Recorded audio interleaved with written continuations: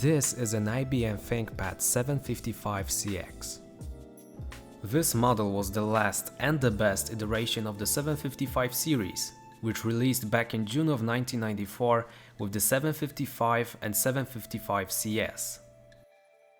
But by the time it came out in May of 95, the new, more powerful and fresh looking 760 series had almost come out. It was way more expensive though, so the good old 755 still sold like hotcakes. This particular unit was made in August of 95, at the same time when the new 760s were introduced. Nevertheless, at the time it was still a road-ready powerhouse for those who can afford it. And boy, was it expensive. $6,549 at release. In today's money, that's a whopping $11,000. Then somewhere in the late 95, the price dropped down to $4,849 for the smaller hard drive model and $5,249 for the 810MB model. But that's still a lot of money. And how much did I pay for this wonderful piece of 90s hardware? 130 zlotys. That's around 35 bucks. Not much for a vintage ThinkPad, sure, but well, it's not in the best of shape. Being untested, I just had to power it on and see what it does, and when I did so, I get an error. It's a memory error, which means that we've got a problem with the memory, go figure. And the laptop will not boot because it's a fatal error. The memory card is somewhere right here, and in order to get to it, well, it's a long way. We have to disassemble the laptop pretty much down to its bare bones. Sound good? Let's dig in. Being the top-notch IBM product back in its day, rest assured that much work was done to neatly pack all the components. The latches used for opening the lid double as giving access to the hot swappable hardware, and they are pretty beat up, but they give way eventually. Inside the compartment, we are met with a war-torn battlefield. Nah, really, seems like corrosion launched a full-scale attack here. All those discolored spots are the remnants of past leakage, probably from the battery.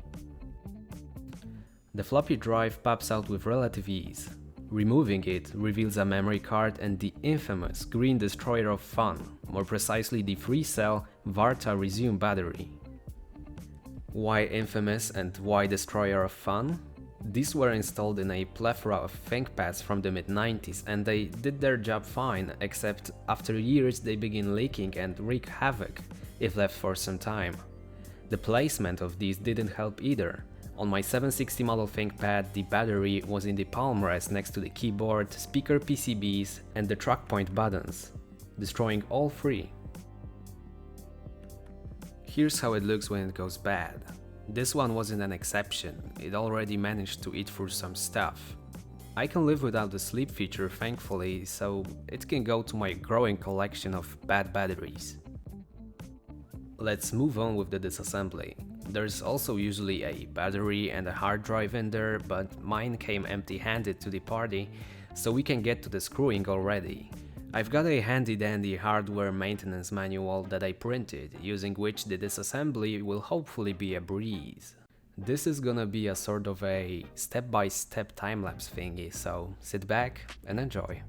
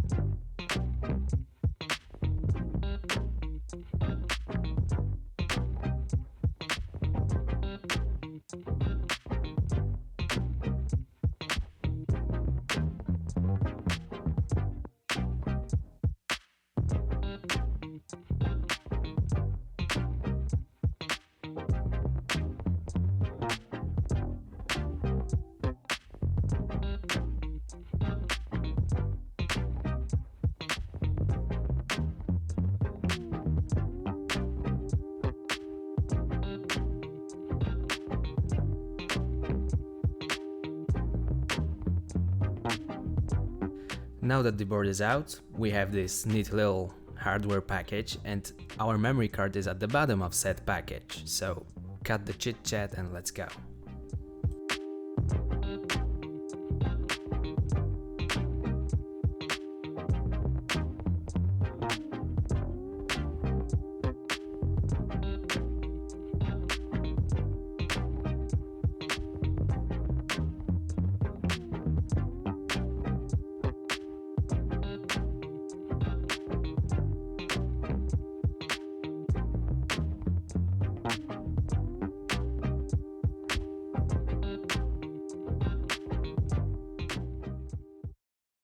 Here we can see the guts of the ThinkPad all nicely stacked up.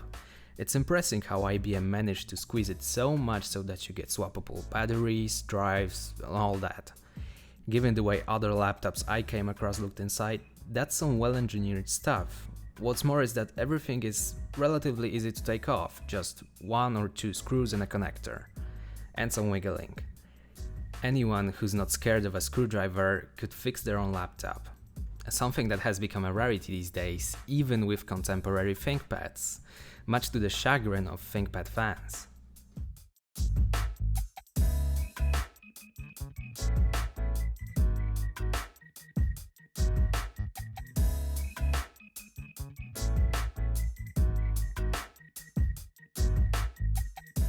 Surprise awaits us as I find some corrosion puke close to the audio chip. No idea how it even got here. This certainly didn't come from any of the nearby capacitors.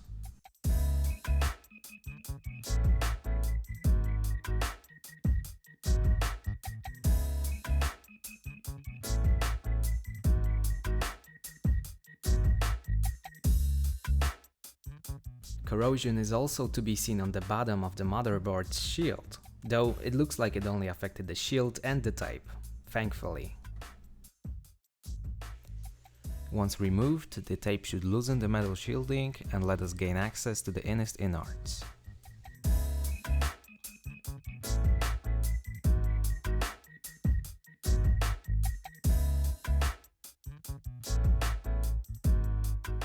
This board here is the CPU card, containing the mighty 75 MHz Pentium CPU.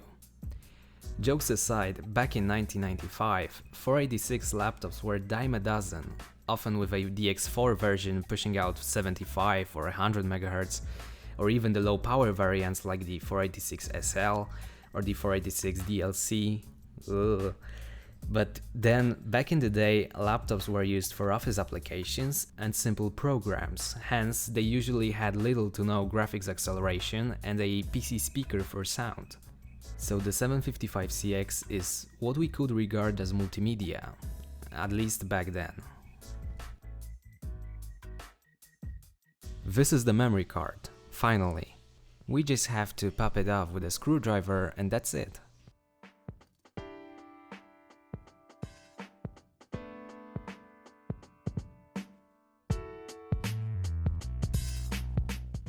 As a bonus, this little guy was chilling between the card and the motherboard, and it's a real computer bug. There's another one on the card itself. Ew.